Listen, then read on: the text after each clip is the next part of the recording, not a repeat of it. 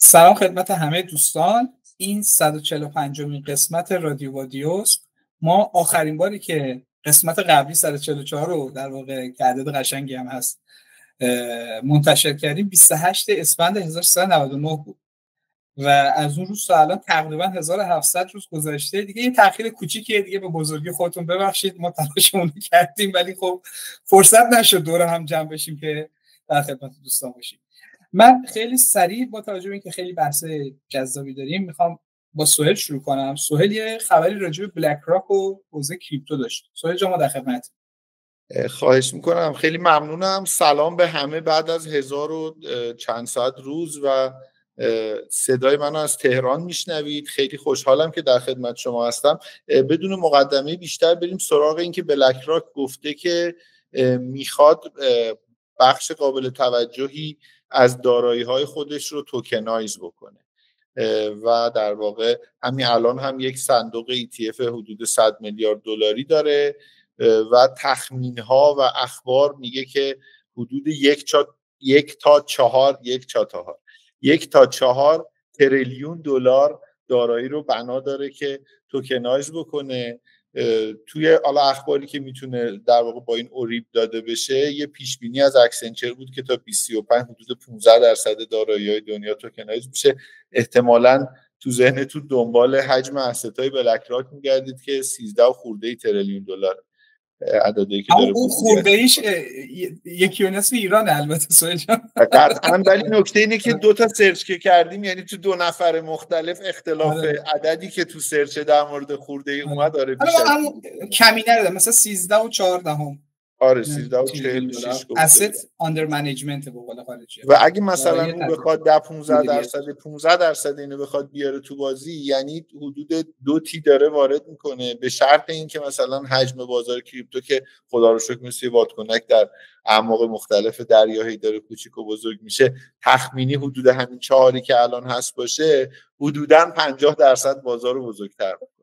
پیش بینید از چیزش چیه؟ یعنی که اثر اینو رو حوزه‌های مختلف چی می‌بینید؟ چون آدمایی که گوش میکنن شاید انگیزهای مختلفی از گوش دادن به همچین خبرایی داشته باشن.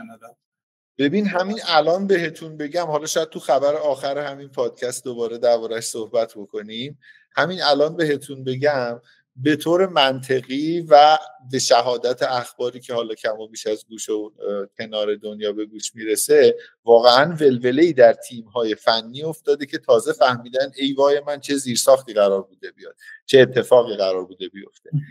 به خاطر اینکه عملا شما یا مجبوری متکی به زیرساخت‌های متمرکز بشی، بری تو بازارهای بورس و ETF و اینها دارایی بشی، یا اینکه اگه می‌خوای توکن بشی باید همچین اعدادی رو تحمل بکنی، یه دفعه یه رشد 50% و سرمایه‌گذاران سازمانی که با پولایی میان که ورود و خروجش خیلی خشن انجام میشه، خیلی بر مبنای صرفاً اعداد و استراتژی هاشون انجام میشه. با این منطق به نظر من بازار داره دوره کودکی رو میگذرونه، وارد دوره نوجوانی میشه. میتونیم بگیم که آره ما مثلا بچه‌هایی هستیم، همه فکر میکنن بازار مجهول شده و بالغ شده، یا هنوز اصلا بچه هم نیستیم. نه خیلی کوچکی. ببین ما در واقع بخش قابل توجهی از این پولی که الان حجم بازار کریپتو هستش مستقیما بیت کوینه و یک پروژه سینگلی، یه هویتی داره، یه پروژه مستقلی برای خودش رو داره به عنوان ابزار تبادل و چه استفاده میشه.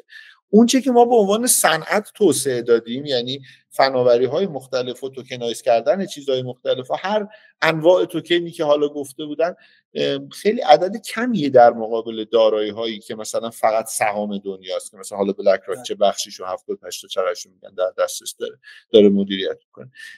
با این اگر من اعداد اشتباه میگم ببخشید، ولی به نظرم مقایسه روندها و ترندها نشون میده که ما هنوز جا داریم تا اینکه بتونیم حجم بیشتری از بازار دارایی‌ها رو در واقع تحت مدیریت این مکانیزم‌های خود مختار غیر متمرکز قرار بدیم و این میتونه یه برگ شروعی باشه که حالا مثلا اون بزرگترای میز سرمایه بازار سرمایه دادن که این تکنولوژیستا بتونن خودشون رو نشون بدن. به خاطر اینکه اونجا بازار به هر حال داشته با اعتمادهای خودش جلو میرفته و اینقدی لنگه. حالا مثلا این چیز نبوده که بگه اگه یه روز دیگه بلاک چین بهم نرسه که من بتونم ایمیوتابیلیتی، یعنی نامیرایی اطلاعات و صادق بودن اطلاعات و این هک نشدن و چه و اینا رو داشته باشم دیگه نابود. نه، اونا داره کارشو میکنه. اگه تو ابزار بهتری بدی هم شاید خوشحال شه استفاده بکنه. الان اون لحظه‌ایه که داره میگه خورده میخوام ابزار بهتر بدم. و کلا حس خودت اینه که حالا ببین همیشه کلا نمیدونم چقدر این جمله درسته یا نه، میگه که تو پشت پرده خیلی همیشه راجع بلک راک چیزای خوبی نمیگن. حالا این ده ها دلیل میتونه داشته باشه که چرا بگن چرا نگن و خب خوشت بیاد یا خوشمون نیاد و اینا، این بزرگترین شرکت دارایی مثلا مدیریت دارایی دنیاست با فاصله. این که اینا اینجوری اقبال نشون میدن جدا از اون ETF 100 میلیارد دلاری که تا پیش از این بوده و داشته کارش هم میکرده، البته خیلی قدیمی نیست دیگه، یعنی مثلا مال همین 1-2 سال گذشته بوده فکر میکنم. ولی کلا این که این خوشبینی که به این حوزه ایجاد شده، من فکر میکنم که یک دلیلش اینه که بعد از انتخابات آمریکا تغییرات خیلی جدی توی خزانه‌داری ایجاد شد و اون کسایی که سالها مخالف کریپتو بودن یا سنگ اندازی میکردن، اذیت میکردن، حتی شرکتایی که توی حوزه آزار اذیت میدادن، نه اینکه سنگ اندازی مثلا این موقع است و یه قانون میذاری که کسی کار نکنه، حتی آزار میدادن کسایی که فعال بودن توی حوزه، فراری میدادن آدم‌ها از آمریکا. با این مدیریت جدید و به خصوص حالا جالب اینه که اون کسی که خیلی هوادار کریپتو بود تو آمریکا کندی بود، ولی خب وضعیت بهداشت شده و این تحولات جدید به نظر من یه نشانه از اینه که بالاخره نهاد قانونگذار حاکمیت به عنوان بزرگترین دشمن کریپتو روی خوش نشون داده، یا حداقل نشانه‌های از روی خوش رو نشون داده تو قوانین. یه چیزی بگم برات، احساس میکنم که دنیای کریپتو یه رکبی از امریکا خورد، حتی ایران هم خورد و چین هم خورد، بقیه هم خوردن. آدمو دارن سر یه چیزی دعوا میکنن، اون عقب موندگی خودشو آمریکا با جلو رفتن داره جبران میکنه. یعنی داره میگه خب الان اینقدر دستت اومده که من یه سهمی ازش ندارم، خیلی خب من میرم همین الان اینقدر دستت از خودم میارم هم جنس تو میکنم، مثل تتر که آورده هم جنست کرده، میگه اینقدر دستت از خودم میارم هم جنس تو میکنم، همه رو لیکوید میکنیم تو بازارهای شناور، اون وقت من هر کدوم اینا که دلم بخواد ببرم. یعنی 1 میلیون خورده بیت کوین جمع کرد. ببین منطقش اینه و به نظر من منطق درستی انجام داده و کشورها و بازارها، حالا به کشور خاصی من جمله کشور عزیز خودمون اشاره نمی‌کنم، ولی کشورها و بازارهایی که صرفاً تمرکزشون روی خرید و فروش و روی گرو گرفتن مجوزها و امتیازات و مثلا سرمایه‌گذاری‌های ویژه روی ماینینگ و خرید و فروش و این ماجرا بوده، یه دفعه رکب خوردن. یعنی الان دارن میبینن که خب اون غول صنعت و فناوری دنیا داره زبون خودش رو به زبون شما ترجمه میکنه، یه دفعه یه بشکم میزنه، در عرض 3 ثانیه میتونه قد نصف بازار شما مثلا دارایی بریزه کنار بازار که مردمت مشتاقن به دارایی. یعنی هنوز که هنوز آدمایی که دارن فارکس و استاکس و اینا ترید میکنن از بیت کوینرها بیشترن تو دنیا. تو سر هر چهارراهی میبینی اوردر اف مگنیتیود بیشتره، یعنی اوردر اف مگنیتیود پراپا و نمیدونم این چیزایی که دارن ارزای بین المللی که همش بیسش دلار و تحت نظارت بانکداری آمریکاست و سهام‌ها و استاکایی که خب بیشترش رو در واقع همین بازار فناور دنیا داره مدیریت میکنه رو دارن سعی میکنن ترید میکنن. حالا کریپتو یه سهم کوچیکی داره، پس اون اگر بخواد میتونه داره به نظر من سیگنال میده. اون حالا کشورهای جلو میافتن، اون بازارها و اون کامیونیتی‌های جلو میافتن که گفتگوشون رو با حاکمیت به سمت، یعنی از یک مثلا یک گیکی که تازه یه پولی پیدا کرده میتونه مثل این اولبریخت و فلان و اینا مثلا شیطونی بکنه، حرکت بدن ببرن سمت این که آقا ما دیگه میخوایم در خدمت جامعه باشیم، ما ابزارهای مفیدیم، ما میتونیم به کشف تقلب کمک کنیم، ما میتونیم جی دی پی کشور رو زیاد کنیم، ما میتونیم مهارت‌های آدما رو مثلا کمکشون کنیم که حالا با مهارت‌های کمتر بتونن مشکلات بزرگتری رو فائق بیان با این ابزار. بقیه ببخشید من پرحرفی میکنم، منظورم اینه که برگ دست بعد رو معلوم کرد چی. یعنی الان اگر کسی پلتفرم توکنیزیشن نداره یه خورده عقبه، اگر یه صحبتی با قانونگذار در مورد مالیات دادن و گرفتن و شرکتی کردن سرمایه و خرید و فروش کریپتو نکرده عقبه. یعنی اگر این کارا رو نکنی الان تو ژانرش نیستی. اوکی ماینینگ سویل آخه اصلا خب این که تجربه جدیدی نیست، تو این دو تیپ کشورها همیشه همین بوده دیگه، یه بازه زمانی خیلی زیادی رو صرف مقاومت کردن میکنیم، بعد وقت حالا بعدش میبینیم اوه حالا الان اینو چیکار کنیم، الان اینی که داراییش بیشتر از ما شده، الان بازیش گنده تر از ما شده رو من که دیگه نمیتونم بیام براش قانون بسازم، که قانون بسازم خودم آورد میده. البته سهیل من فکر کنم یه تیکه منظورش جسارت البته خودش سوال اینجاست، منظور سهیل میگم، ولی منظورش اینه که انگار که یه رودستی آمریکا هم زده، یعنی که این شکلی هم مانیپولیت کرده بقیه رو که شما خیلی رفتار آنارشیستی در پیش بگیرید و نمیدونم فلان بازیگرا رو. و دولت ها همیشه اون آدم بده است، بعد یهویی خودش در نقش پلیس خوب، اینجا پلیس خوب میشه دیگه، در نقش پلیس خوب اومد و اعتراف رو گرفت و همه رو آورد تو زمین خودش بازی سر فرصت جبران کرد. ببین واقعا سوال اینه، شما اگه یه کسی باشی که یه مقداری کریپتو داری توی کشوری مثلا نشستی، حالا امریکا نه ایران نه، و فرض کن یه کشوری تو دنیا نشستی مقداری کریپتو داری، احتمالاً گزینه‌هایی مثل طلا و سهام بازار نیویورک یا بازارهای در واقع سهام معروف دنیا جزء آپشنایی که میتونی بخری. خب پس اون داره احساس میکنه که اونجا داره یه سهمی ازش کم میشه، میگه خب منم میام یه جنس تبادل پذیر با تو صحبت میارم تو بازار تو میندازم، تو که اومدی یه کاری کردی بازار ما رو مکش کردی، منم یه شیلنگ میذارم تو بازار تو، حالا ببینیم اگه من بخوام مثلا دارایی‌هامو به بازار تو بیارم چقدر میتونم شماها رو اونجا رقیق بکنم سهمتون رو توی بازار خودتون. این در واقع چالشگری اینا مشخصه. ببخشید من فکر کنم کلمه تموم شد.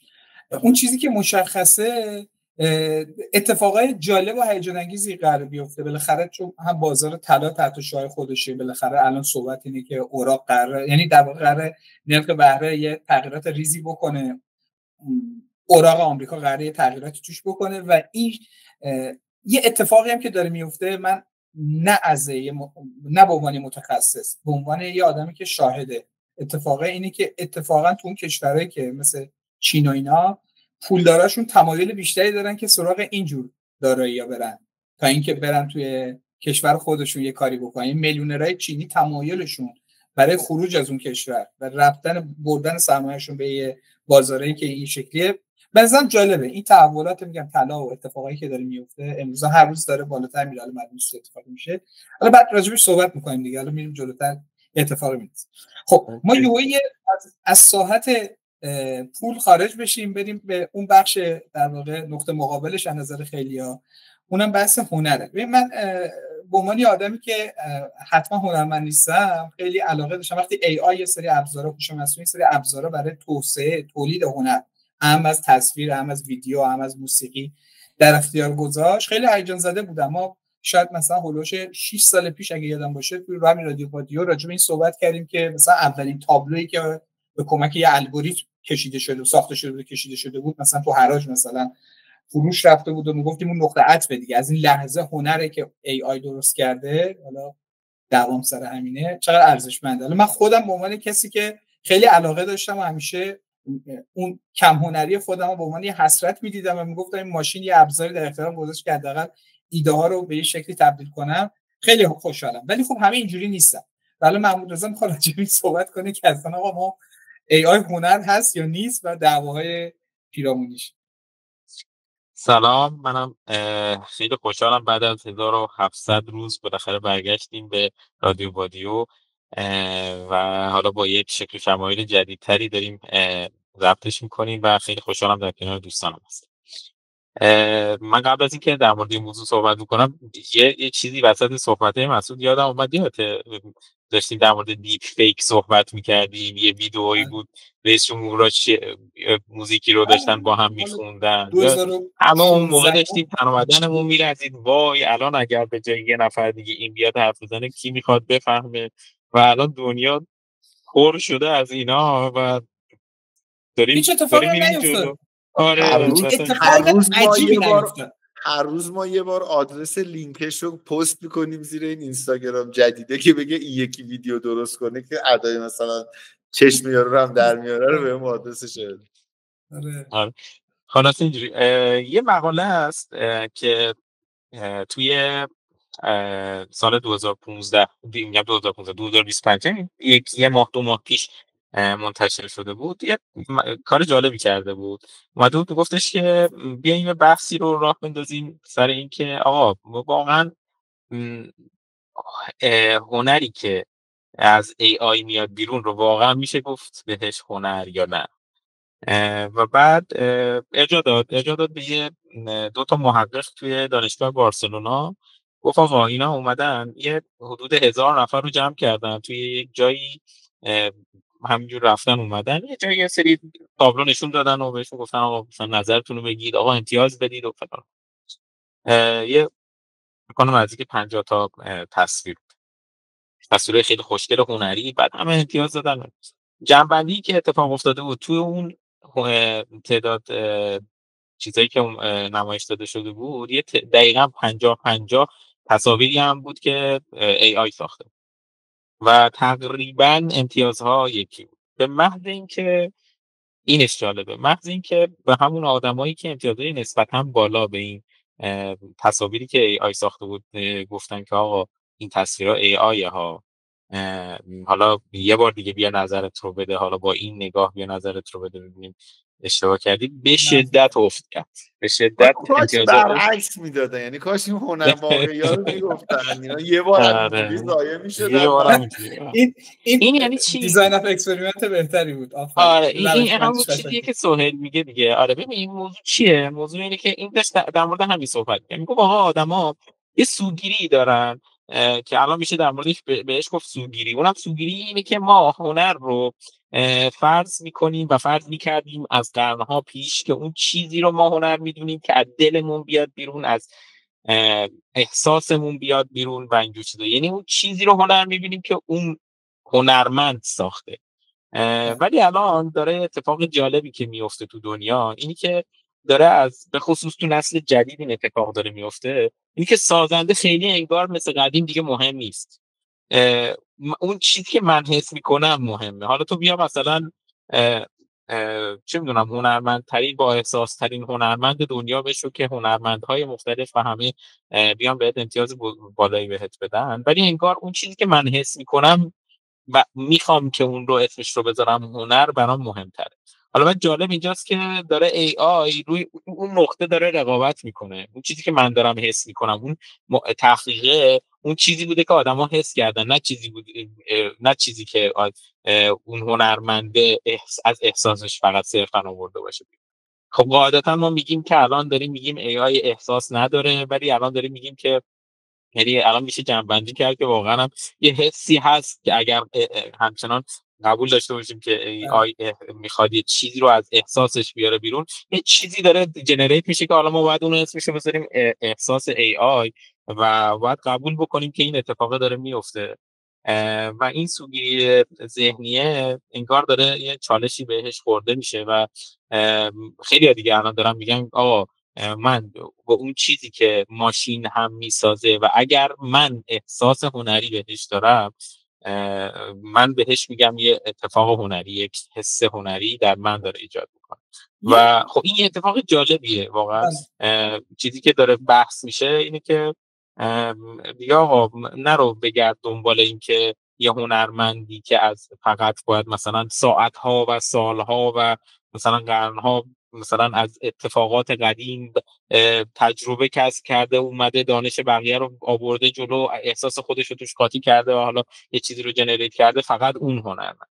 و خب حالا این هنره مثل اینکه فقط هم در تصویر نیست دیگه، در همه جا داره اتفاق میفته تو بله. هوش مصنوعی و ما رو اونا داریم اتفاقات جالب تری رو می‌بینیم. خب در واقع 3 تا نکته من عرض کنم خدمتت.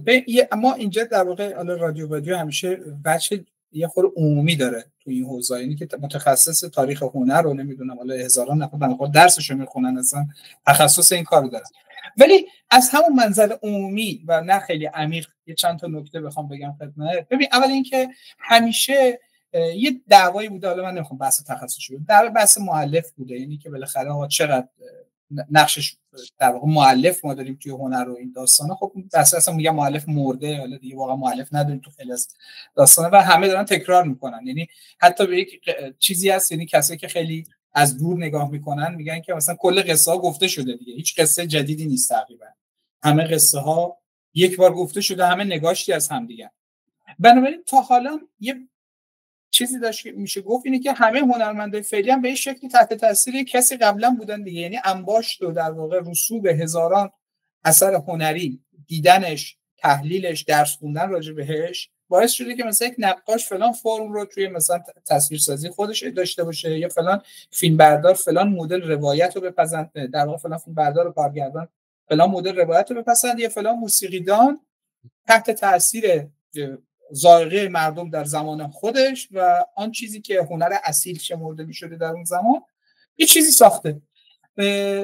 به نظر من یه جای ما هممون یه چسبندگی به گذشته داریم، یعنی این ناخواسته یک نوستالژی توشه. ببین عکاسی هم که اومده بود همین گفتن ای بابا مرگ نقاشی فرا رسید و این اصلا هنر نیست، این چیه؟ مثلا این تصویر اون هنرمند بنده خدا نمیدونم برای اینکه اون ترکیب رنگش درست شه مثلا 15 ماه طول می‌کشیده نمیدونم دوده فلان ماده رو نمیدونم با فلان چیز ترکیب کنه که رنگ نمیدونم مشکی فلان رو درست کنه. اینا این چیه؟ یه لحظه عکس میگیره و خب الان هم عکاسی هست هم نقاشی هست، اینی که کسی کار میخواد بکنه. بعدم یه چیز دیگه اینه که من این حالت پیور بودن و خالص بودن و نمیدونم خیلی مقدس بودن بعضی چیزا رو متوجه نمیشم. یعنی مثلا همه فکر میکنن که عکاسی الان مثلا خب خیلی کار خفن و هنری، الان تقریبا 90% اون چیزی که شما ثبت میکنید با هر دوربینی، مگه که دوربین مثلا خیلی قدیمی اینا باشه، یه پروسسی روش انجام میشه. یعنی پردازنده تو دوربین دیجیتال داره پردازشی میکنه، اصلاحاتی انجام میده و عملا تصویر واقعی دیگه وجود نداره تو دنیا عملا. یعنی که به غیر از دوربینای قدیمی که تکنولوژیشون یه شکل دیگه بوده، فیلم عکاسی اینا، ما تصویر واقعی نداریم. من نمیفهم چه اصالتی چه اصراری به اینکه یه چیزی واقعی قبلا بوده داشته باشه.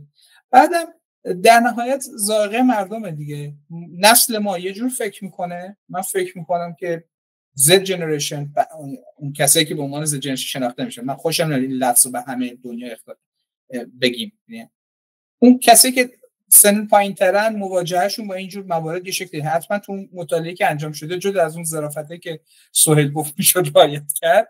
مثلا اگه بچهای مثلا زیر 15 سال میبردی یه شکل دیگه شاید پاسخ میدادن و به همون شکل مثلا 15 تا 25 سال میبردی یه شکل دیگه و همینجوری. یعنی پاسخات تو گروه سنی‌های مختلف چون مواجههشون شاید متفاوت در واقع تکنولوژی و هنر تعریفشون از هنر متفاوته شده. ولی یه متر خیلی ساده داره دیگه، زمان همه چی رو معلوم میکنه. یعنی اگه یک اثری واقعا بارقایی از هنر داشته باشه احتمالاً زمان خدشه بهش وارد نمیکنه و زمان تثبیتش میکنه. ولی جالبه دیگه همین دعوا هست. دو تا نکته دیگه هم توی این مقاله داشت میگم برام جالب بود بگم اینو. یکی این که گفتم این کار حالا یه چیزای مثبت دیگه ایش هم بهش نگاه بکنی، داره با این اتفاق هنر هم دموکراتیزه میشه. خیلی جالبه.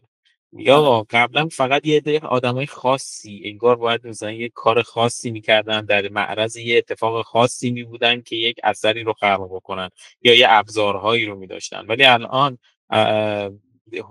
تولید یک اثر هنری هم دیگه دموکراتیزه شده. خیلی من این کار بد کردم، هم اعتراف کنم. من و احسان دوستم یه جایی یه محتوایی رو درس میدادیم، مثلا شد 5 جلسه، 2 جلسه دیگه هم مونده. بعد این 5 جلسه رو اسلاید کردیم که بهشون بدیم.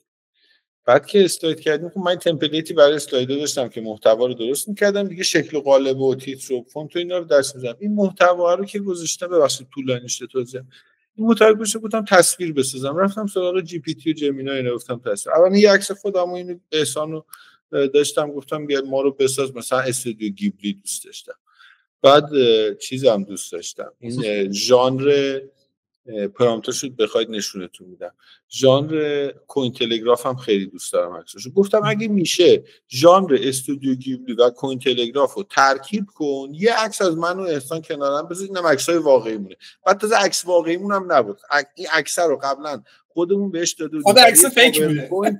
نه فیک نبود، گفته بودیم عینک دودی بذار رو چشمون که مثل هم شیم و بتونی راحت، چون یه لایه دیگه ای آی هم روش کار کردیم. آره یعنی عکس ای آی ساخته دوباره خودش بود، اونو گرفت و دادش یه چیز کارتونی حالا بخواید نشون بده. بعد خوشم اومد. بعد دیگه گفتم آقا بیا من همیشه بعد وقتی من که بگم آرت بگردم مثلا برای بعضی از اسلایدها. واقعا من این اخیراً برای پرزنتیشنی که در مورد ای آی بود تمام اسلایدهای بک‌گراند رو از عکسای تصویرسازی هنرمند استفاده کردم که هیچ ای آی نداشتش، هیچ.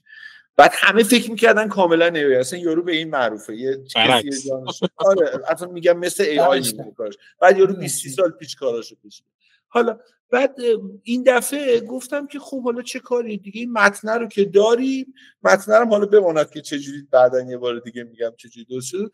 گفتم آقا لطفاً این متن رو بگیر یه تصاویر هنری با تم رنگ سبز، مثلا چون این سبز باشه این پرزنتیشن، تم رنگ سبز مثلا توی دنیای نیمه سورئال نیمه واقعی اینجوری بعد شروع کرد یه سری عکس قشنگش. اصلا این کارتونا رو خودم بعضی روزا میرم میشینم این استودیو رو میام یکی نگاه میکنم. یه شیفتگی خالق داری چی میگم بهش، اونی که خودش خلق میکنه. آره نه اصلا ببین بچه که بودیم پسر شجاع این اتفاق براش میافتاد که دربارش یه کتاب میساختن، عکسش رو میکشیدن، یا مثلا میرفتی به ای آی میگفتی مثلا منو بکش در حالی که دارم یه کلیدو توی قفل میچرخونم مثلا با آدم بگم رمزنگاری چیه مثلا، بعد اینو با کارتون میکشید. مثلا اون کارتونی که ایکیو رو میدیدی الان تو رو میکشه به سفارش خودت. میدونی این به نظر من نمیتونه آرت نباشه. یه جالبی داره. آره یه سرویس آرتیستیک به من میده. یعنی مثلا من اگه شاه بودم یکی ازم اینو میساخت یه دونه رو بگم این قدیم هم بوده ولی فقط سوپر پولدارا داشتنه. چطور اون موقع کسی نمیگفت که مثلا اون فیکه؟ خب همه نقاشه برای پادشاه نقاشی میکشیدن دیگه. مثلا تو کمال‌الملک هم اون از میرفته تو این لعنتی‌ها می‌خوان لذت شاه بودن رو از دماغ ما دراره. یعنی حالا که ما با ای آی میتونیم چیزا رو ارزون به دست بیاریم، اینا میخوام بگن نه اون که به دست بیاریم دموکراتایز شدن که محمود رضا میگه همینه. یعنی چرا حق فقط چیز، ولی این نکته ریزی که داره طبیعتاً، حالا اینم یه دعواه، بذار این بحثو بکنیم. اکثر کسایی که نق میزنن راجع به هوش مصنوعی اینا که این لیبرال و اینا آرت و هنر لیبرال مثلا نقاشی و نویسندگی، اکثر اینا نق میزنن. هیچ مهندسی نق نمیزنه راجع به مثلا یه مهندس مکانیک نق نمیزنه راجع به ای آی. ما این بدبختم کردن. حالا یه علتش اینه که اونا زمان زیادی باید صرف کنن که به این نقطه برسن که معمولا خیلی بالاتر از اونم نمیره معمولا. یعنی که یارو سبکشو که پیدا میکنه یه جایی تقریبا بس خدا نکره چیز نشه، من عموم میگم، و سخته براشون که یه نفر میاد با یه خط مثلا یه چیز خیلی شبیه اون میده. نه من یه چیز دیگه میخوام بگم. من میخوام بگم که اون علتی که مهندسه شاید حالا چون مهندسی دارم میگم، اون علتی که مهندسه نگاه میکنه علتش اینه که ای آی وضوح اتفاقات و اعداد رو بیشتر میکنه و هر چیزی هم که عددی نبوده رو میاد با یه ابزار عددی شونده برای تو شبیه سازی میکنه. ولی آرت تمام زندگیش این بوده که از عدد دره. یعنی میگفته نمیخوام تو بتونی منو بشموری. اگه بعد تو الان میتونی با یه پرامپت بگی یه چیزی درست کن که 30% مثل فرشچیان باشه، 40% مثل ون گوگ و درست میکنه بدبخت.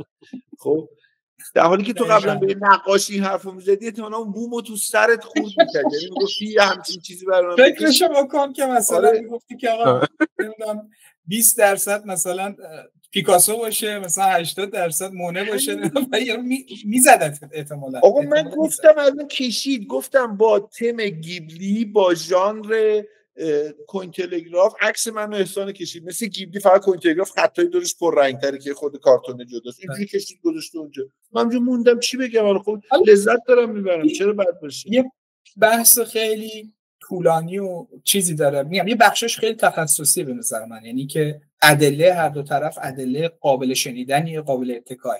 ولی anyway بگذاریم از این داستان. ما به عنوان مردم خیلی لذت داریم میبریم. یه چیز دیگه هم بگم مسعود، یه چیز ببین دروغ ناراحت میکنه مردم.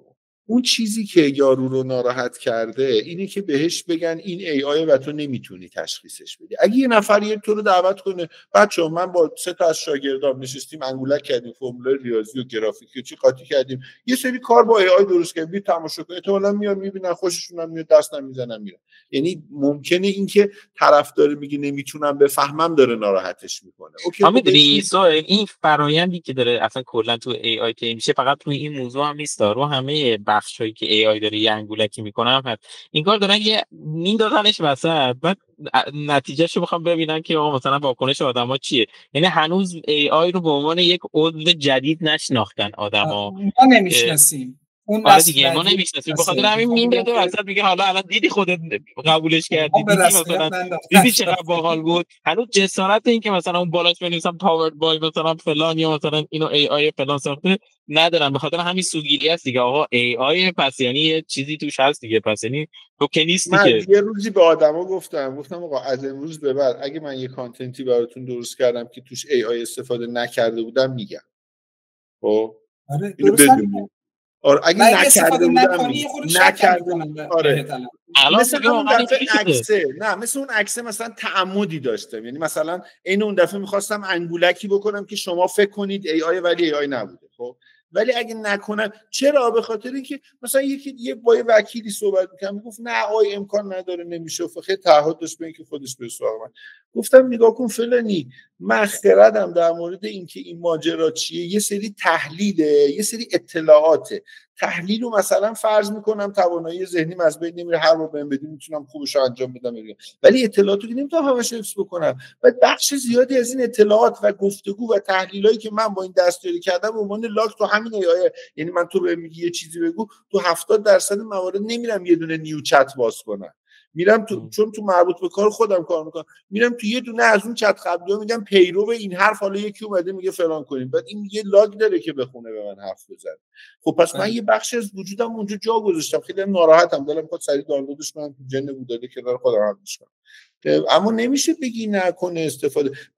اوکی هنرمنده آرت درست کنه بعد بیاد روایت کنه بگه آقا من نشستم با ای آی با این فرآیند با این حکایت اینا رو درست کردم، وقت مردم میبینن خوششون میاد. ولی میگم از یه جایی به بعد دیگه این مرزه میشکنه حتما دیگه، اصلا بی‌معنی میشه که اونی که لذتی که، البته میگم این لذتی که خلق میکنه ملاک قرار میشه یا زیبایی شناسی اون دوره‌ای که اونو دارن میبینن ملاک قرار.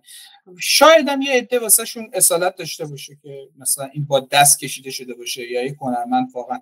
فاصله ما تا هانس زیمر همین مثال است که مثلا خیلی زیاده دیگه، مثلا احتمالاً خیلی زیاده، اصلا نمیشه زشته که مقایسه کنیم. ولی اگه فرض محال که 2 سال دیگه یه چیزی اومد که هانس زیمر لول در سطح آقای هانس زیمر ساخت، خیلی اولا تو ذهن همه ما نشدنی نیست، میشه دیگه مثلا یه هم چیزی باشه، از یه جایی بعدم بی‌تفاوت میشه برای همه که مثلا خب حالا واقعا هانس زیمر ساخته. هانس زیمر حالا مثالش از خوبی نباشه، بنده خدا خیلی عظیمه در جایگاهش، ولی خیلی بی‌تفاوت. میگه چه آهنگ قشنگیه، چه موزیکش رو فیلم نشسته، ضرب آهنگ فیلمو مثلا تقویت کرده، روایت فیلمو مثلا طبیعی‌تر کرده. ولی میگم ما به عنوان اون نسلی که اکثر ماها به عنوان نسلی که در دوران گذاریم، هنوز من چون به نظرم گذار تموم نشد، دوران گذاریم، از این حساسیت احتمال داشته باشیم، ولی من درون خودم فکر میکنم فاقد بنیان درسته. اکثرا اون نوستالژیه و حسای عاطفی دیگه درگیرشه تا اینکه خیلی چیز درستی بشه. من واقعا مسعود کماکان فکر میکنم نه، یعنی تا ابد مرز آدم بودن و آدم نبودن برای این گونه زیستی با یک خط معلومه. خب این درسته که ممکنه سایبروم های مختلف که میکس های مختلفی مثلا از آدم و ربات و اینا هستن یا اینا اضافه بشه، ولی به هر حال شما به واسطه اینکه این یه خاستگاه جدا داشته اون یه خاستگاه جدا، تاریخو که دیگه نمیتونی، گذشته که نمیتونی عوض بکنی، این حداقل فالو میشه، منشن میشه، مثل اینکه تو میگی نیاندرتال‌ها اینجوری بودن فلان. خب پس این که یه گونه‌ای بخواد بدونه که آقا این دیتایی که داره میگیره مانیپولت شده است یا نشده و این ملاک قضاوتش قرار بگیره، به خاطر اینکه خودش هم میخواد اون دیتا رو تولید کنه و باهاش تعامل بکنه، یک خط باقی ماندنیه. یعنی مثلا ممکنه شما فردا رانندگی‌های دست فرمونی داشته باشی و رانندگی بی دست فرمونی. تو رانندگی دست فرمونی یه محیط کنترل شده و فلان، یه اختیاراتی در اختیار تو میتونی یه کاری بکنی، تو اون بی دست فرمونی کلا سپردی به AI و هر دوش هم انجام میدی، چون از اولی لذت میبری، دومی احتیاج داری. خب یعنی قرار نیستش که نقاشی کشیدنه یا یه تصویری داشتنه دیگه حتما به اون شغل قبلی باشه. تو قبلا فقط میتونی به عنوان کار لاکچری نقاشی قیافت رو بکشی، الان اوکی اگه میخوای کار لاکچری بکنی برو همون فرشچیان خدا رحمت کرده رو بیار بهشون پول بده بکشه، اگر هم میخوای کارتو را بندازی به دی‌آی برات پروسس بزن بره بالا، فقط به مردم دروغ نگو، کلا برداری نه. حالا من یه چیز دیگه هم بگم، این حالا فکر کنم بتونیم ما لینک مقالاتی که در موردش داریم منبع اصلیمون هم هست و در اختیار همه قرار بدیم بخوننش. جمله آخری هم که خودش گفته بود اینو دوست داشتم بگم، من آخرین جمله‌ای که نوشته بود این بوده: اگر یه تصویر ساخته هوش مصنوعی بتونه اشک کسی رو در بیاره یا باعث بشه یه نفر چند دقیقه فقط خیره بشه، اون لحظه مهمتره یا اینکه بدونیم خالقش انسان بوده یا الگوریتم؟ جواب من همونیه که گفتم. جواب من اینه این خوبه دیگه، نظرات ماهای خود متفاوته، طبیعی. فکر کنم خیلی این چیزا سوال بود دیگه، سوال قدیم هم بیستان همون آزمایشی که محمود رضا روایت کرد میگم یعنی من میگم طبق اون آزمایشه شاید حتی اون آدمایی که تحت تاثیر قرار میگن اگه بعدش بفهمن اینجوری عصبانی شن، یعنی من ترجیح میدم نکنمش. حالا بریم جلو. من دارم گلابی زمان همه چی نوش زمان همه چی نشون میده. خب جونم براتون بگه که ما بریم سراغ بحث بعدی. من واسه بحث بعدی یه خورده مقدمش طولانیه، ولی من فکر کنم خوبه ما با یه واقع بینی با دنیا مواجه بشیم توی این حوزه. ببین در کلی از حد فاصله مثلا دهه 70 به بعد که یک نسل جدیدی از آدمای کارآفرین اومدن که عمدتاً تو حوزه آیتی کار می‌کردن، تو حوزه فناوری اطلاعات کار می‌کردن و خب اینا متحول کردن دیگه، هم از سخت افزار هم از نرم افزار زندگی مردم زیادی تو کره زمین تحت شعار خودشون قرار دادن و خیلی صفت‌های الان افسانه‌ای به اینا نسبت داده میشه، مثلا راجع به استیو جابز میدونم، حالا مثلا استیو وزنیاک یا هر کسی که دیگه که تو اون دوره بودن، خیلی مثلا اینا میگن اینا وحشی آنارشیست بودن و اینا مثلا ساختار شکن کردن و فلان. و یه صفت دیگه که خیلی به اینا نسبت داده میشد و بعداً به عنوان یک صفت مخفی در سیلیکون ولی به عنوان راهبر اصلی تکنولوژی توی دنیا شناخته میشد، این بود که اینا آدمای خیلی آزاداندیشی، اینا خیلی طرفدار مردمن، تمام تکنولوژیایی که داشته آوردن به نفع دموکراتایز کردن بود، از واژه محمود رضا استفاده کنم، یعنی که کمک کرده دسترسی عمومی به یه سری فناوری افزایش بده بشه و از اون طرف قدرت مردم رو بالاتر برده، چیزی که تا پیش از این در اختیار قدرتمندان بود مردم دارن و اینا همیشه منادی آزادی هن، اینا همیشه منادی حقوق انسان هن، اینا همیشه طرفدار آزادی هن، همیشه بر علیه ظلم شورش میکنن و از این داستان ها که حالا یه بخشیش درسته، به خاطر اینکه اون کسایی که راهبر اصلی بودن دوران نوجوانیشون مواجه بوده با یک عصری در آمریکا که تفکرات مثلا هندویسم و بودایسم و اینا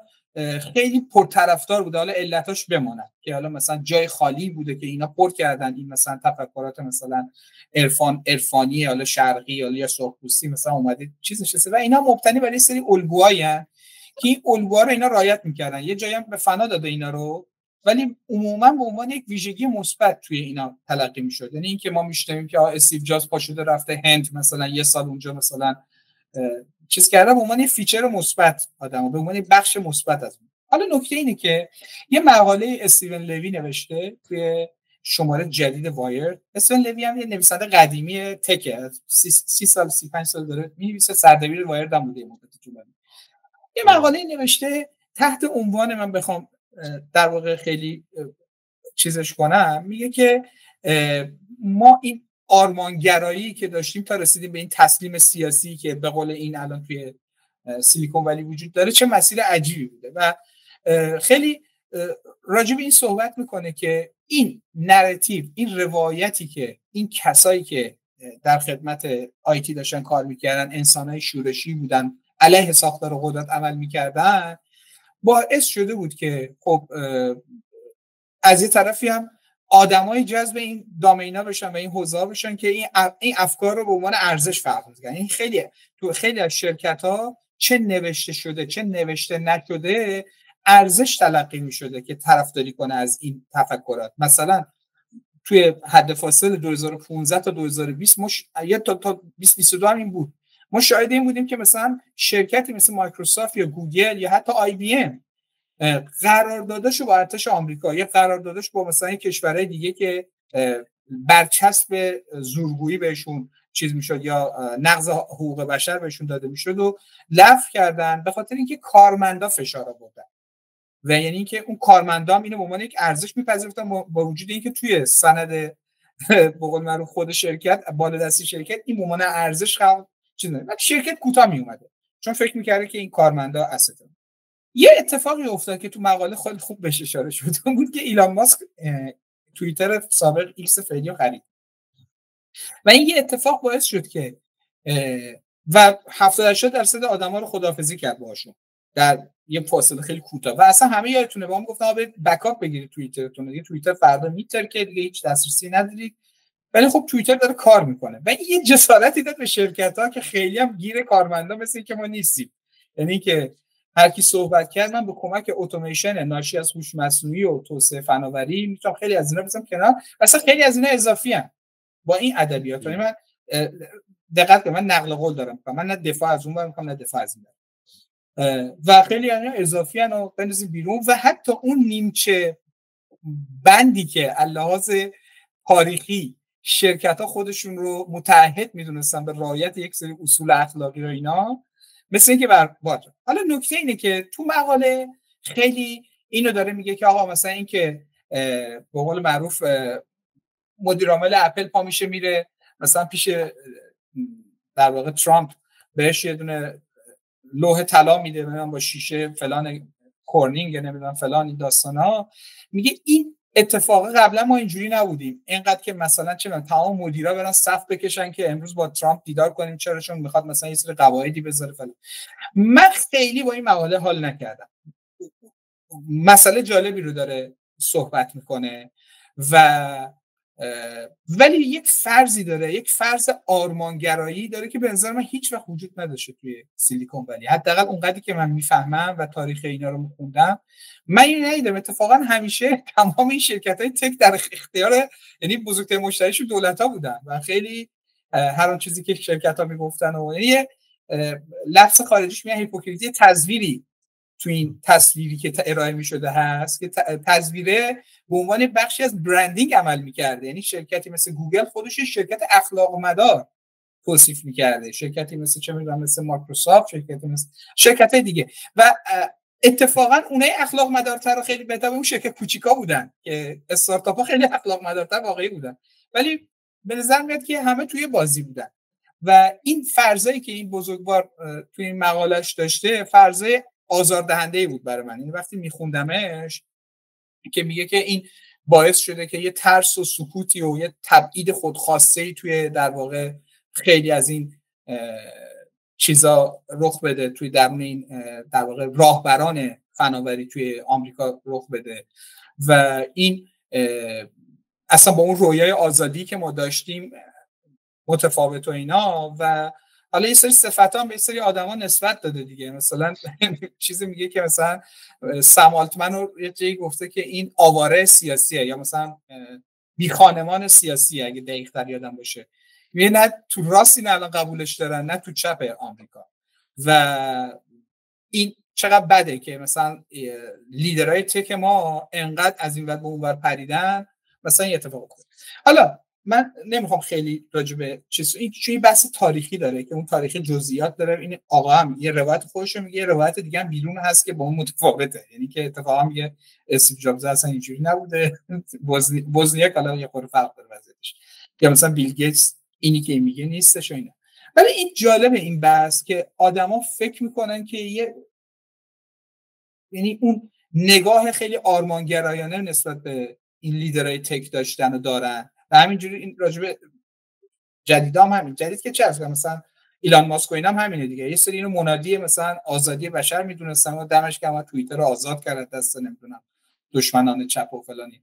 ولی من میگم که خیلی ساده لوحیه به نظر من ماها میتونه باشه که این شکلی نگاه کنیم به داستان و من کم دیدم آدمایی که اتفاقا اون کسایی که الان خیلی بهشون فوش میدن، مثلا این کسایی که مثلا مدیر عامل پالانتیر، مثلا این آقای کارپ، الکساندر کارپ، اینا بهشون میگن این از همه صادق‌تره، این از روز اول گفت من دارم واسه نظامی چیز میکنم، اصلا دارم سلاح در واقع نرم افزار نظامی درست میکنم، از 2003 دارم نرم افزار نظامی درست میکنم، هیچ ادعای غیری هم نشه. اتفاقا با خودش هم صادق‌تر بوده، با گفته‌هاش، با عملش، با گفته‌هاش خیلی صادق‌تر بوده تا اینه که خیلی مزورانه چیز می‌کرد. حالا اینا بحث جالبیه و این ایده که ما خیلی آدمای تمیز و خفنی هستیم دیگه به نظر میاد دیگه تصویرش داره میشکنه توی تک و اینا. حالا نمیدونم نکته چیز به نظرتون میرسه راجع به این داشته باشیم؟ ببین منم حالا البته ببخشید سوال اگه می‌خواستین صحبت بکنید. من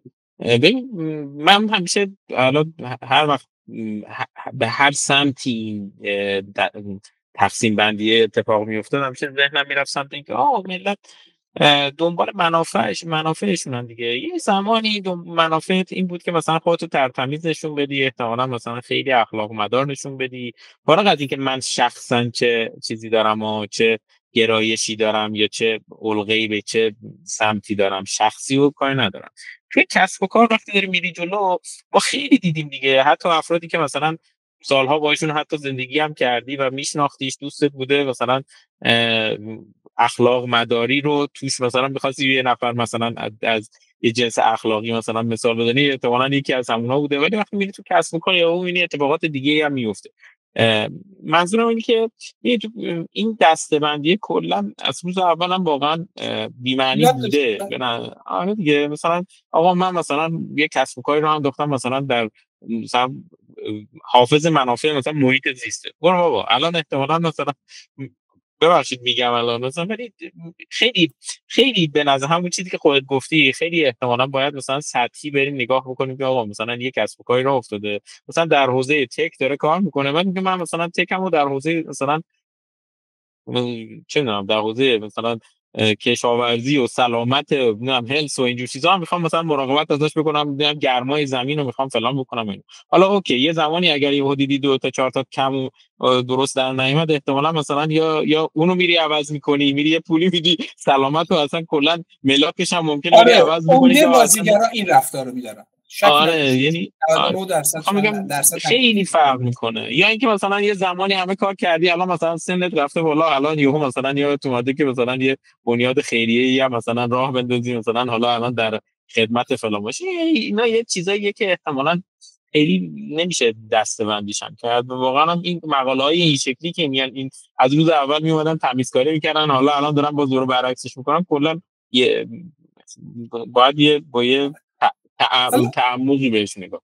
ممرز جالب. حالا اینو میخوام سوال بنظر شد که تو کریپتو، تو بلاکچین کمتر ولی کریپتو خیلی زیاد، خیلی آدمای زیادی بودن که با یه نگاه خیلی متعالی و اینکه من بشکنم زنجیر رو، من آزاد شدیم از زندان و اینا خیلی حالا ماکسیمالیستا اینا چیز میکردن. اونور چه اتفاقی داره میفته سوال؟ ببین فکر کنم که شما الان کم کم داری به دوره‌ای میرسی که آدما دیگه میان فقط رسیپی ازت میگیرن نهایتا، یا مثلا متریال میگیرن دیگه کسی سفارش نمیده براش بپذیر،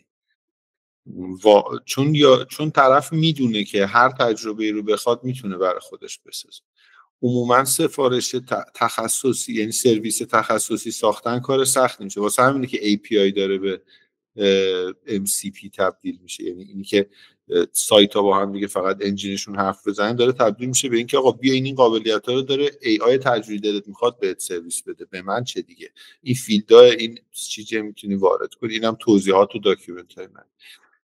با این منطق فکر میکنم که همینجور مثل همین کریپتو، اولا که یکی از اتفاقای باحالی که افتاده اینه که اینفلوئنسرهای خیلی کوچولو مثلا کم سن و تازه وارد و اینا، یعنی کسایی که سریع از ابزار استفاده کردن، حرفای وایب به درد بخور زدن، یه دفعه کارای بزرگ کردن. ولی توی چیز خیلی برای من مهمه، توی اون رقابت بین گوگل و فلان و اینا، من فکر میکنم این که همیشه بوده و هست، یعنی همیشه همه شرکت ها برای منافعشون شما رو میفروشن، این چیزا شکی نیست.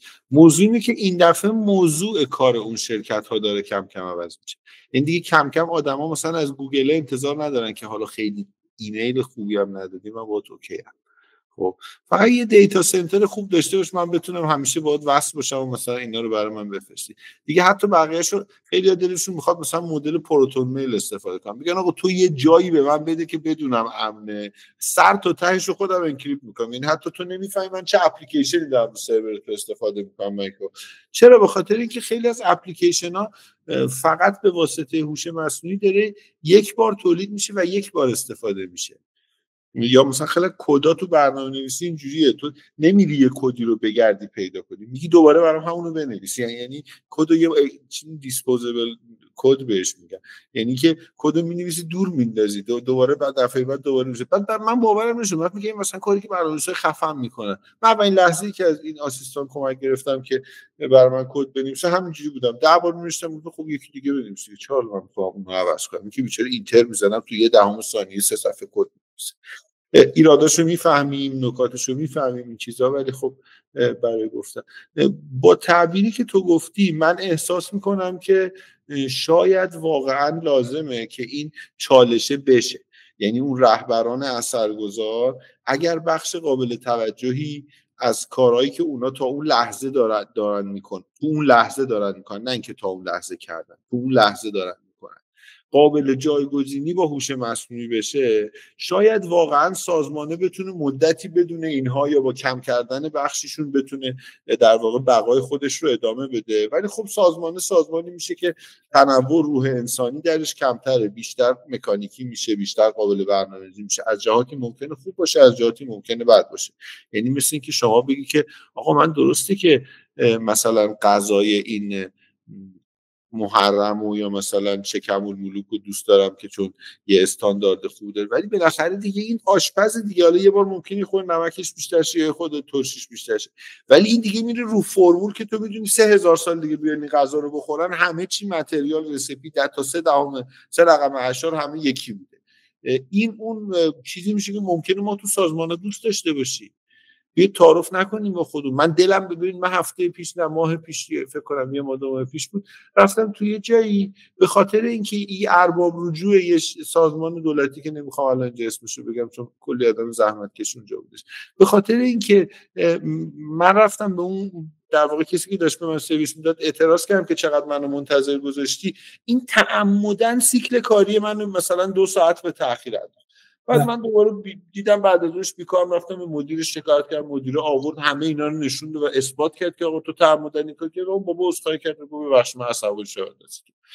خب تو دلت نمیخواد توی سازمان دیگه این اتفاق بیفته؟ دلت نمیخواد اون خانوم و دختر خانوم با پدرش وقتی تو امریکا رفته بودش از فروشگاه اپل خرید بکنه، یه دونه پسر ایرانی که حالا مثلا تازه اقامت امریکاشو گرفته بود فهمیده بود این دختر فارسی گفته بود بهتون من آیفون نمیفروشم به خاطر اینکه اپل تحریم کرده شما. گفت مرز ساکن امریکا، من فقط فارسی بلدم بودم، گفت نمیفروشم اذیت کرده بود. یعنی یک کار عجیبه، شرکت ازش حمایت کرد. خب تو دلت نمیخواد تو مراتب سازمانی تصمیم گیری این اتفاق بیفته؟ چرا؟ قاعدتا وقتی این اشتباه ها از یه حدی بزرگتر نشده باشه سازمان‌ها پشت نیروشون وای نیستن. یعنی شما با این لجاجت‌های کوچک اشتباهی طرفی بذارین رهبرا برن مسئول، اگه به درد بخورن برن یه چیز دیگه درست کنن.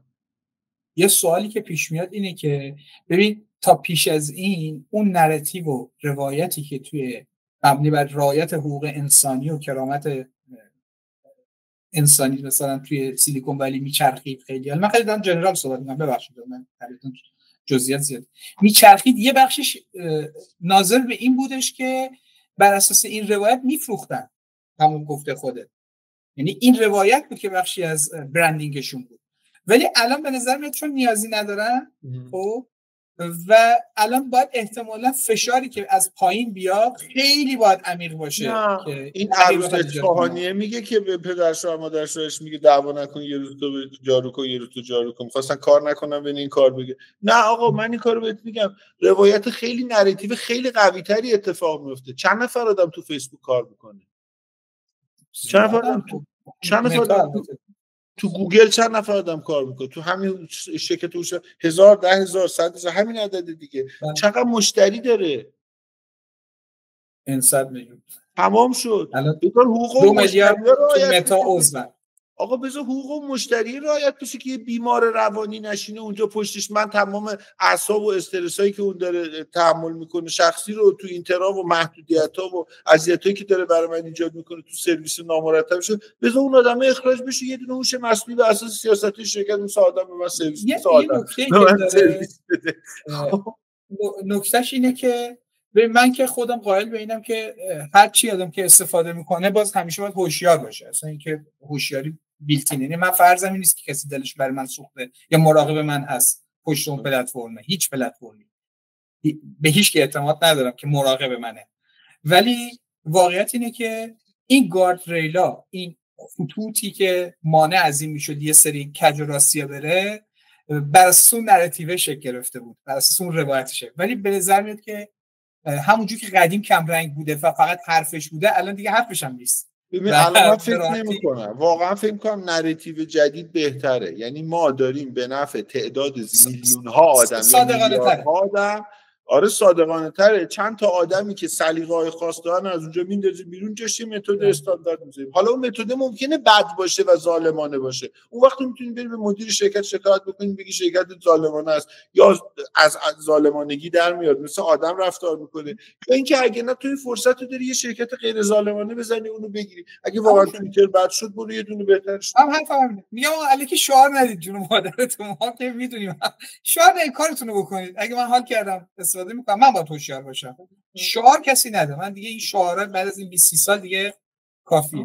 اینم از این بحث. حالا یه نکته‌ای که خیلی جالبه، هزاران نفر راجع به این صحبت میکنن که ببینید که الان پیشرفت‌های حوزه سلامت خیلی نمایی داره میشه، یعنی اینکه به لطف هوش مصنوعی البته داره هر روز در واقع همبستگی‌ها و کورلیشن‌های جدیدی بین پدیده‌های مختلف پیدا میشه. مثلا تا دیروز میگفتن که مثلا اگه تحت تاثیر مثلا صدای زیاد باشی فقط گوشت آسیب می‌بینه، الان میگن نه اون رو معدت هم اثر داره مثل اینکه، یا میگن اگه توی محیطی باشی که نمیدونم فلان موضوع باشه، مثلا فلان بخش بدن تحت شعاعش قرار میشه.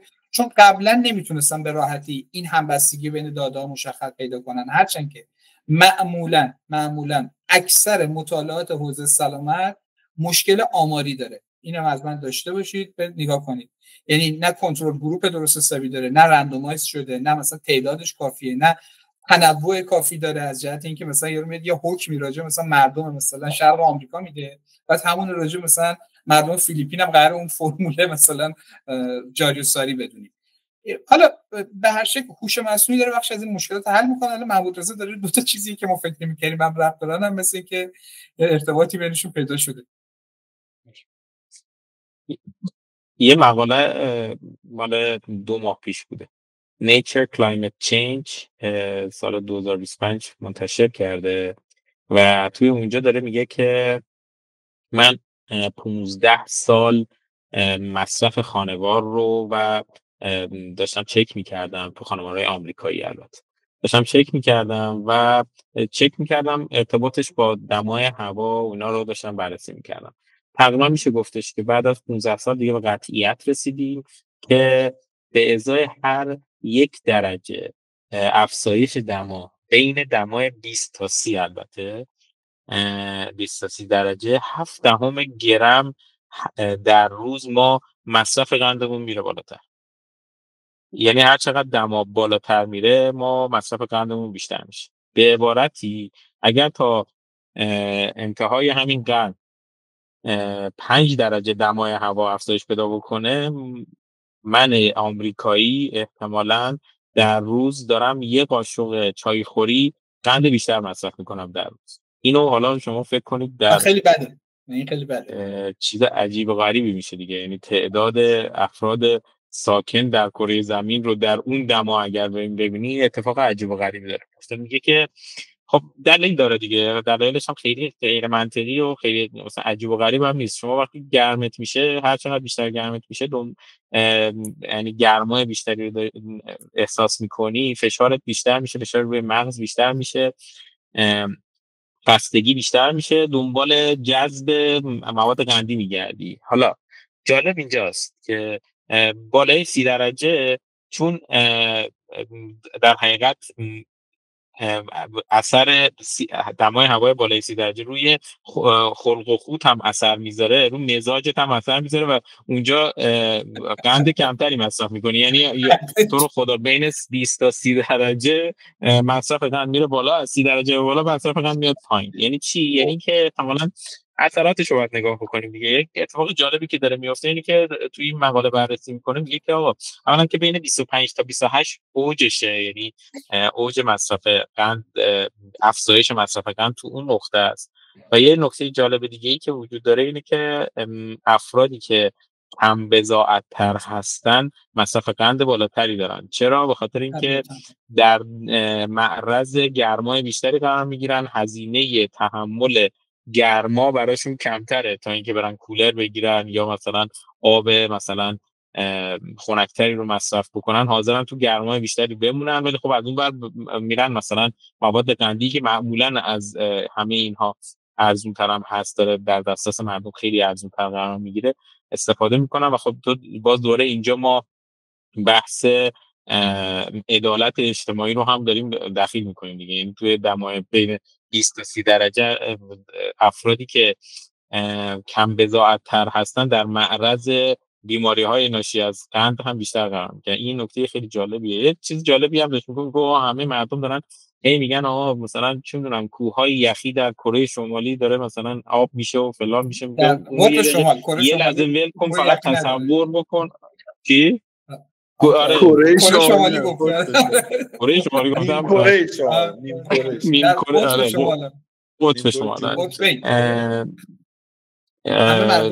میگه یه دقیقه بینش کن، اونو فقط تصور بکن که این 3 گرم رو ضرب در جمعیت کره زمین مثلا بکنی، ببینی چه افتضاحی به بار داره میاره که ما تقریبا غافلیم ازش. و خیلی جالب تر این که به افراد کم بضاعت راحت تر هم در دسترسشون قرار میدیم مواد قندی رو. یعنی آب الان تقریبا هم قیمت با مثلا یه نوشابه قندی تقریبا توی کشورهای مثلا پیشرفته، حالا توی بخشی از کشورها. یعنی چی؟ یعنی که باید حواسمون باشه دیگه. میگه مراقبت بکنید، اینو یه بلایی سرش بیارین، حتی اگر شده مثلا به جاش برین کولر مجانی در اختیار مردم قرار بدین. ولش کن مثلا اینکه یا دما بیشتر کنن یا اگر به مثلا دیدی 25 درجه است، بزن مثلا یه حرکتی بزن بره بالای مثلا 32 درجه. واقعا این جمله رو نوشته واقعا میگم مثلا دمای 28 درجه مضرتره تا مثلا دمای 32 درجه برای سلامت بدن با توجه به آزمایشی که انجام شده. این یعنی خیلی باید مراقبت بکنید. یعنی مثلا اونایی که ما توی مرکز ایران مثلا می‌بینیم مثلا دمای 40 خورده درجه رو دارن تحمل می‌کنن، آدمای سالم‌تری هستن تا آره مثلا یه فقط روحشون مونده، بقیه‌اش رفته، هر چی بوده رفته دیگه. یه چیز دیگه بالاترشون آورده، لااقل به بیماری‌های قندی نمیگه. آره این چند تا سوال من دارم، یعنی نکته است برای خودم. ببین بازم روشمندی و اون که چجوری مطالعه انجام شده، چون به نظر میاد تو آمریکا انجام شده. سبک زندگی رو مصرف قند خیلی متفاوته، یعنی تاثیر میذاره، متفاوتش میکنه. یعنی که حتما تو هند، توی ژاپن، توی مثلا آفریقای مرکزی و آمریکا چند مدل مصرف داریم و دسترسی که فرمودی متفاوته دیگه. اونجا با 3 قدم میرسه به قفسه مثلا نوشیدنی‌های مثلا خنک. امکان داره مثلا تو ژاپن یه ضد ارزش باشه، یا مثلا تو بابت هر ولی گزینت این نباید باشه که مثلا این نوشابه قندی بخوری، که حالا مثلا چه امکان داره. من نمیگم اینو مثلا انگلیس نمیدونیم حداقل. آره جونم براتون بگه که این یه نکته است که اینجور مطالعات چیزه. بعدم یه اتفاق جالبی هم که میفته اینه که کلا مطالعات این شکلی علیت رو نشون نمیده دیگه، همبستگی رو نشون میده. یعنی کورلیشن با کازیشن فرق داره دیگه. میگن همبستگی با علیت فرق داره. لزوما آن چیزی که شاید عامل چیز باشه اتفاق دیگه ای باشه. برای من تفسیر اینا یه خورده باید حواسمون باشه. ولی کلا جالب بود. ولی اینکه 30 درجه بالاتر میرم نکته جذابی بود. حالا راجبش میشه صحبت کرد. کامنتی نداره، صرف نداره. نه ولی کلا خیلی باید مراقب باشیم. به نظر من این من حداقل البته من یه نکته کوچیکی بگم، خیلی اتفاقایی که تو حوزه دارو داره میفته واسه حل مشکلات مربوط به قند خیلی توسعه‌اش سرعتش زیاده و واقعا اثر بخش هم هست. مثل اینکه یعنی چه این داروهایی که میشنوید اوزمپیک و ویگوری و از این داستانا و چه کارهای دیگه که داره پشتش انجام میشه، اینا حالا نوک پیک قولن و میدونی که اینا هیچ کی نمیدونه چجوری کار میکنن، تهش هیچ کی دقیق نمیدونن چجوری داره اصلا. ولی من فکر میکنم که اگه آدما یه خورده سبک زندگیشونو اصلاح کنن، مثلا 5 سال 10 سال بعد راهکار پایدارتری واسه اینکه مدیریت این حوزه انجام بشه میاد در دسترس عموم قرار بگیره با قیمت پایین. ولی حتما به نظر من هر کشوری باید برنامه جدی داشته باشه. قند خیلی چیز خطرناکه. حالا من در جایگاه متخصص نیستم ولی به عنوان یه آدم دانش عمومی اینقدری که میفهمم از خیلی از مواد مخدر بویا، حالا مقایسه نباید کرد چیز دیگه، ولی بالاخره کدوم برای خطی آقا موقعی که میخوای برای قدرت علمی خودت استفاده بکنی تا اون طرف نمیدونم چشم شیطان و فلان و اینا میری، موقعی که ما یه دونه سیگار میخوایم بکشیم اینجا کلا هویتمون رو زیر رادیکال منال دیگه باید اون کنار بیادی. من این وضعیت رو خیلی متناقضه های دکتر، خیلی متناقضه به نظر من. باشه قبوله، ولی بعد مراقب بود. من چیزی که هستش باید یه خورده مراقبت کرد. ما بحث آخرمون یه بحثی که یه خورده به نظر من موضوعش رو میگم، شما نظراتتونه اینجوری به نظرم بهتره. حمید خودت اول نظر بده ببینم چه نظر میدی. علی قرار نظر بدم که منو میبرم وسط نظر شما.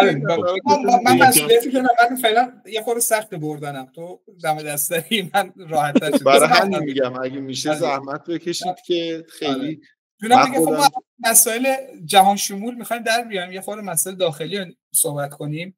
یه بحثی بوده راجع به بانک مرکزی و این بزرگواری که گریه همه رو در آورده بالا سر بانک مرکزی وایساده و همیشه هم هست، هر کی میره میاد به نظر میاد که اصل بقای فرضی. آقا بذار تیکه‌ایشو که درد سر نداره من بگم تو اونجاشو بگی. ما می‌خواستیم مثلا این بحثو نگیم، حرفای جناب فرزین رو درباره رمزارزها و این محدودیت‌ها و اون 5000 تتر بیشتر ندارن و 10000 تا بیشتر نفروشن و یا برعکس چی اینا رو نگیم. بعد دیدیم که گفتم خب نگیم دیگه، کم کم از جدیت افتاد موضوع، مثلا فراموش میشه تعدیل میشه.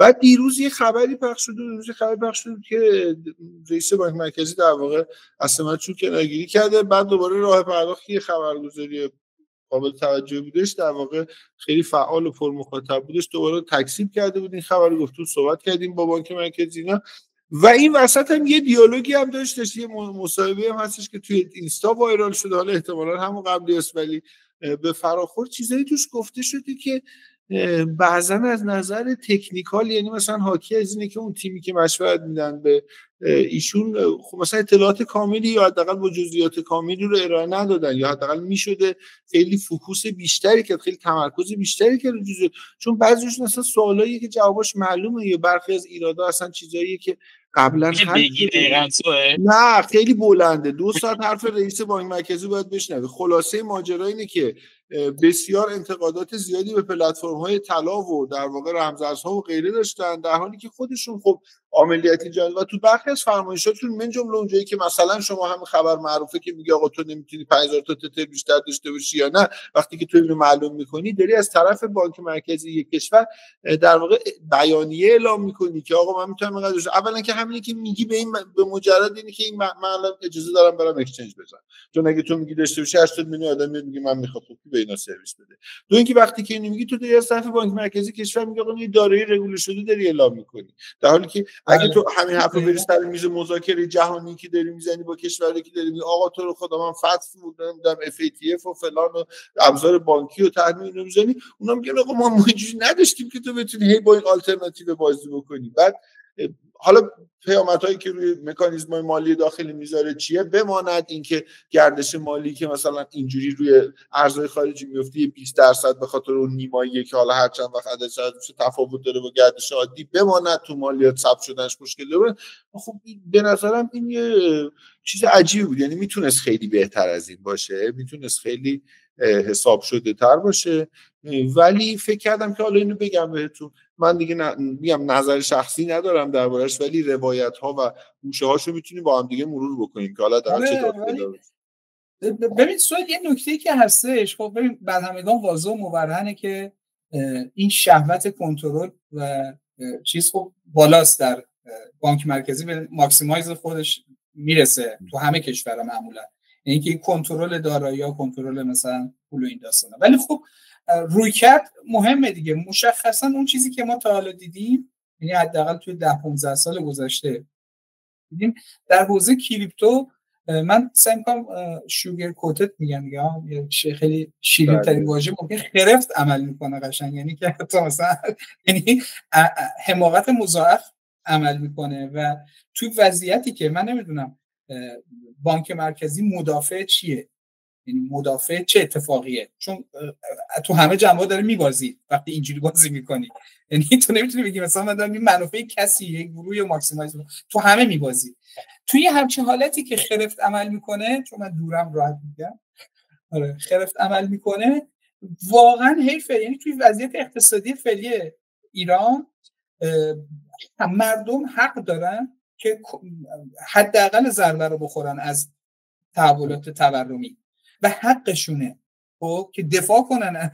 گاردی و اصلا جزء حقوق اساسی افراد تو قانون اساسی شما حق. ببین که اون کسی که اون نهاد قانونی که اجازه داره به دارایی‌های من نظارت بکنه بابت کم شدنش، گرون شدنش، ارزون شدنش، مالیات فلان هر چی بگیری، اسمش وزارت اقتصاد داره، ربطی بانک مرکزی نداره. بانک مرکزی کل فعالیتی که در این باره داره اینی که آقا موقعی که میبینه داره تو بازار پول آشوب میشه قانون‌گذاری بکنه، قانون‌گذاری اجرا بکنه. اجرا در حوزه‌ای که میتونه، در حوزه‌ای که نمیتونه خب چه میخواد اجرا کنه؟ خب بگه یه بیت کوین انجام ندهد. خب اوکی، بعد تازه تو چه اجازه ای داری به کسی بگی یه چیز را داشته باش یا نداشته باش؟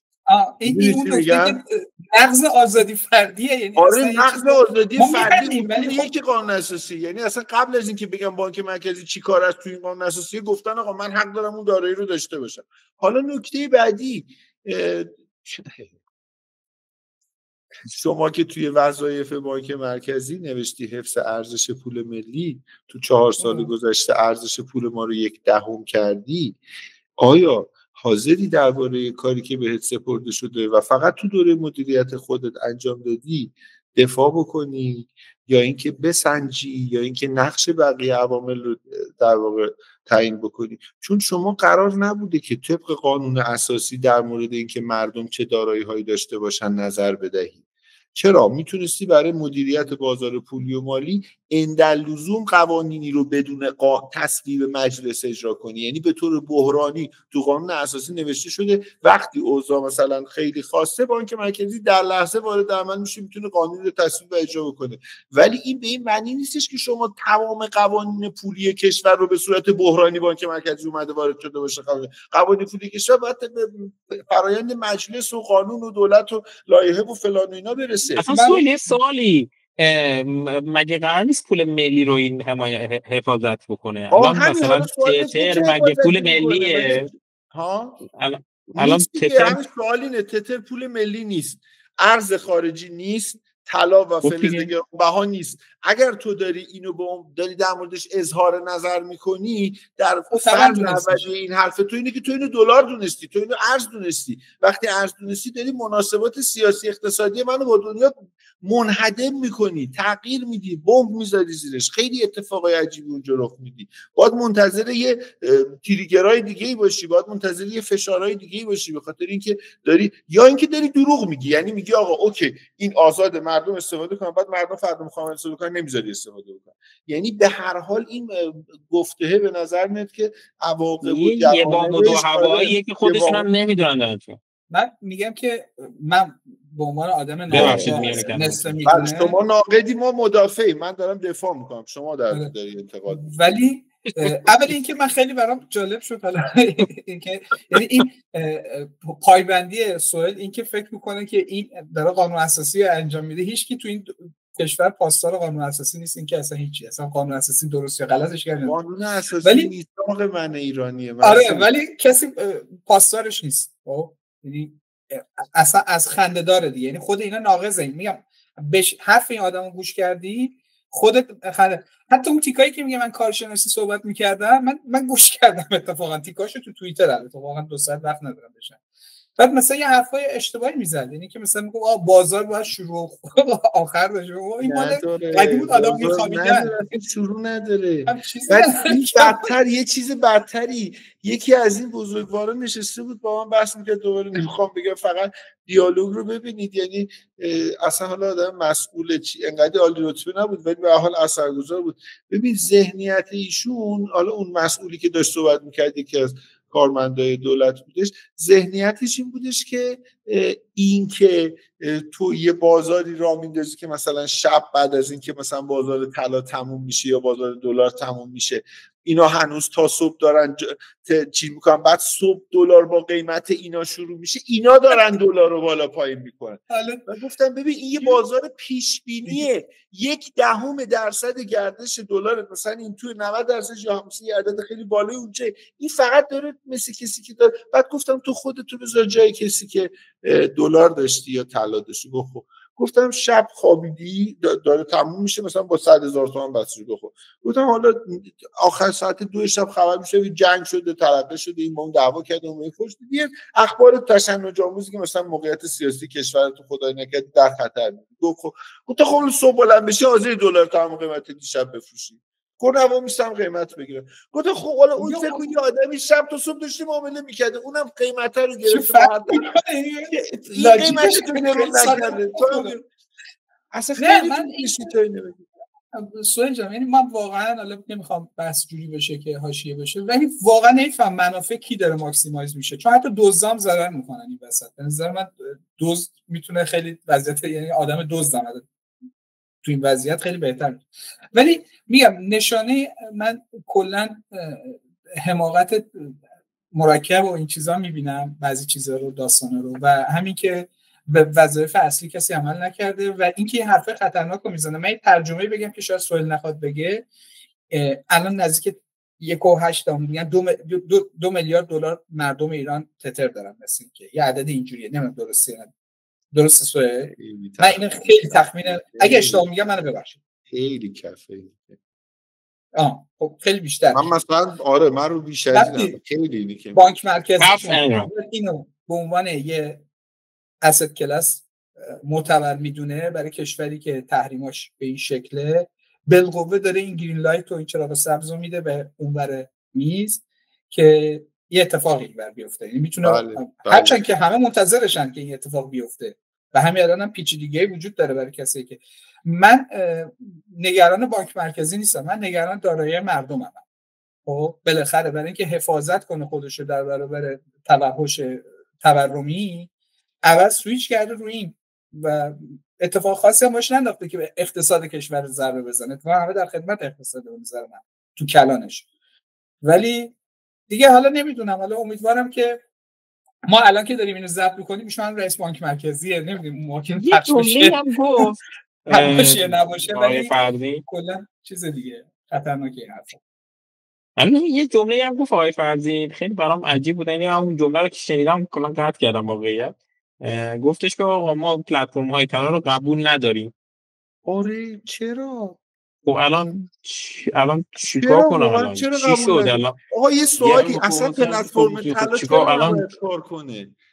اصلا نه همون دیگه میخوام بگم مثلا یه جمله‌ای گفت که کلا بس میخوام اصلا توی قانون چیکار کنم تحت نظر بانک مرکزی، مثل این که میگن آقا تو مثلا چه میدونم ترمینالی تحت نظر وزارت راه و ترابری کار کن، اگه تاکسیرانی هستی تحت نظر شهرداری کار کن، اگه پلتفرم طلا یا خرید و فروش ارز خارجی هستی تو قانون اساسی نوشته تحت نظر بانک مرکزی کن، نه که تحت نظر بانک مرکزی کار نکن. خب تحت نظر اون کار بکن.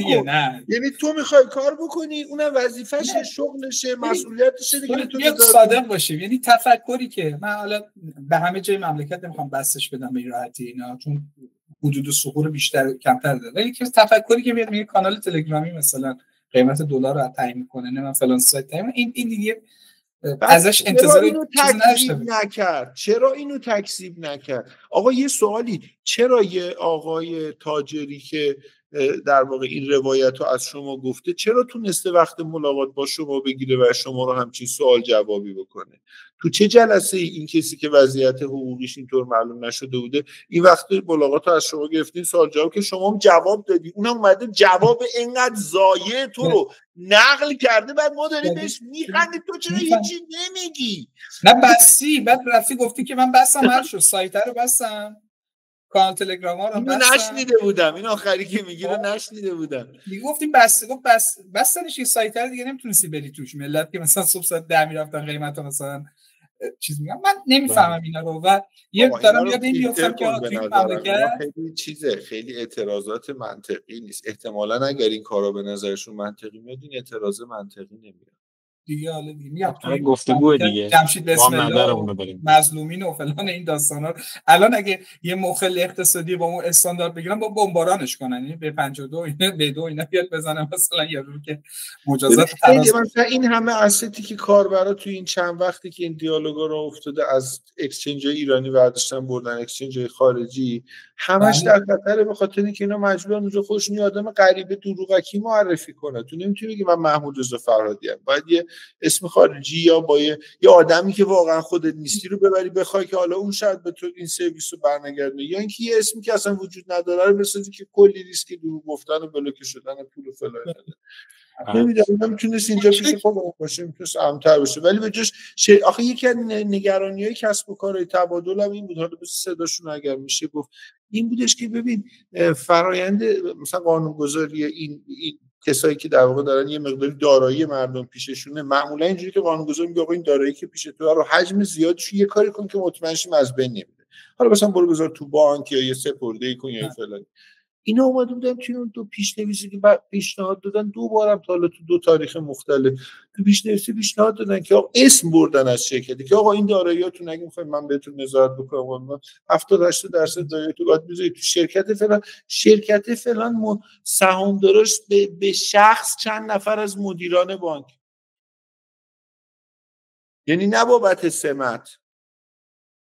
خب این سرویس، خب منم میتونم این سرویس رو بدم، چرا شرکت ما این سرویس رو نده؟ چرا شرکت شما این سرویس؟ اصلا چه شرکتی که شما تایید کرده فکر کنی شرکت رو قانونا مال بانک مگه؟ خب چه شرکت مثلا وزارت اقتصاد این سرویس رو، چه شرکت وزارت فناوری اطلاعات که از شما خیلی اطلاعات و فناوریش رو بهتر بلدن این سرویس رو ندن؟ خب چرا شما بدید؟ من این نکات دارم که با توجه به اینکه برای شما پیچیده میشه ترجیح میدم نگم. آره زمانمون هم زیاد آره دیگه خیلی طولانی هم شد، امیدوارم که چه بشه. خب ما رسیدیم به آخر این رادیو بادیو، امیدوارم بتونیم همین ریتم خوبو داشته باشیم، ریتم منظورم انتشار خوبو، و مثل قدیم خوشبینانه بتونیم هفتگی در خدمت دوستان باشیم، هرچند که پیچیدگی‌ای داره برای هر کدوم از ماها. ولی دم شما گرم، مرسی. من کلی از اینا هستم میگه کلی از مردم به من پیام دادن و اینا، من خیلی واقعا تک تک دوستای من همیشه یه سوال مشترکشون توش اینه که این رادیو بادیو چرا کار نمیکنه و هر دفعه ما باید بگیم که به زودی. اینم الان با امید خدا در اومد. امیدوارم که همه چی خوب پیش بره و کنار عزیزانمون باشیم و بتونیم یه چیزی بحثایی داشته باشیم که کمک کنه در جهت ارتقای دانش و یا پیدا کردن سوالای جدید برای شما. آقا من برای کسی که بعد از 1697 روز تونست 1700 روز یه هفته فاصله است دیگه، 1697 روز طول کشیده تا این 93 روز طول کشیده تا این تیکو بدانم که جلسه بعدی رو ضبط بکنیم. خیلی خوشحالم و از کسانی که دوست دارن این صدا رو دوباره بشنون و فکر میکنن هر جوری میتونن به ما کمک بکنن این صدا ادامه داشته باشه، میخوام بهمون خبر بدن. ما تو سوشال مدیا پیدا میشیم، سخت نیست. هر کسی هر کاری میتونه. مثلا داشتم فکر می‌کردم مثلا یه ای آی بدیم این ویدیوهای ما رو بچسبونه و ما کنار هم نشسته باشیم. یا داشتم با این بک‌گراندی که پشت ویدیو درست کردم صحبت می‌کردم، دیدم که یه ای آی داره که تو میتونی دستور بدی بک‌گراندش، یه خود انگولکش کنم وسط طرف شما که بتونم اسپلیتش کنم، سه قسمتش کنم، هر کدوم یکی داشتش. نمیدونم چی میتونه این کارو جالب‌تر کنه. ما شاید خیلی با فضای جذابیت آفرینی مدیایی آشنا نباشیم، رو محتوا داریم بیشتر متخصص این کار نیستیم مشخصا. رو از قیافه و بک‌گراند معلومه از این موهای من که میره تو دیوار. لوکیشن هم گفتیم یه بک‌گراند بذاریم هر سه تا یکی، الان احتمالاً هر سه تا یه جانته بنده خدای خانواده خودکار لوئیزیانا سر سیاه‌پوست و اینا مثلا المانایی که تو صفحه است و اینا مشخصا فرنگ چیزم سیاوشی اونا رو هم دیدی؟ آره من در دور دیدم. میخوای عزیز شوخی‌ها بکنیم که ولی این کمک رو اگه کسی میتونه بگیریم ازش. دم شما گرم. دمتون گرم. این ما روی یوتیوب که هستیم، صدامون هم قرار شد که ما همچنان توی همون کانال رادیو وادیو توی ما را همه جا پخش بشه انشالله. هم صدامون رو خواهیم داشت، هم پلتفرمی که پادکست پخش میشه ما هستیم.